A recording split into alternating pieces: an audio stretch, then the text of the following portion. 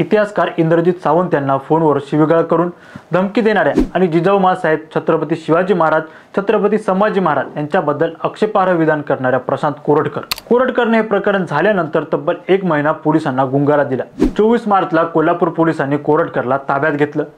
यावेळी कोल्हापूर कोर्टात सुनावणीच्या वेळी एका वकिलाने कोरटकरवर हल्ला केला। यानंतर वातावरण चांगलं तापलं होतं।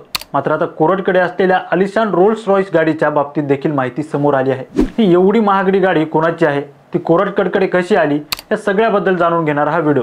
नमस्कार, मी निरंजन आणि तुम्ही पाहायला सुरुवात केली इन्फोवारी। प्रशांत कोरटकरला अटक केल्यानंतर 3 दिवसांची पोलीस कोठडी सुनावण्यात आली। मात्र सुरुवातीला सावंतांना आपण फोन केला नसल्याचं कोरटकर म्हणत होता, पण पोलीस चौकशी दरम्यान आपण सावंतांना फोन केला होता। मात्र गुन्हा दाखल झाल्यानंतर संभाषण देखील डिलीट केल्याचं कोरटकरनं कबूल केलं। 3 दिवसांच्या पोलीस कोठडीनंतर 28 मार्च रोजी कोरटकरला कोर्टात हजर करण्यात आलं। सरकारी वकील बनून आसिम सरोदे हे व्हिडिओ कॉन्फरन्सिंगद्वारे हजर होते, तर कोरटकरच्या वतीने सौरभ घाट यांनी बाजू मांडली। प्रशांत कोरटकरने इंद्रजित सावंत यांना शिवीगाळ केल्यानंतर त्याचं नाव चर्चेत आलं होतं। यावेळी त्याचे आणि रोल्स रॉयस या आलिशान गाडीचे फोटो व्हायरल झाले होते। मात्र त्यानंतर ही रोल्स रॉयस गाडी कोणाची आहे याचा शोध पोलिसांकडून चालू होता।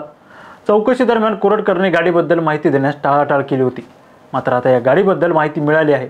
ही आलिशान गाडी पिंपरी चिंचवडचे बांधकाम व्यावसायिक तुषार कलाटे यांच्या मालकीची असल्याचं बोललं जात आहे। ही गाडी कलाटे यांच्या मुळशीतील फार्म हाऊसवर असल्याचं माहिती आहे। तुषार कलाटे यांनी याबाबतीत खुलासा करत ही रोल्स रॉयस कार त्यांच्याच मालकीची असल्याचं सांगितलं। एका बँकेच्या लिलावात ही कार विकत घेत असल्याचं त्यांनी सांगितलं।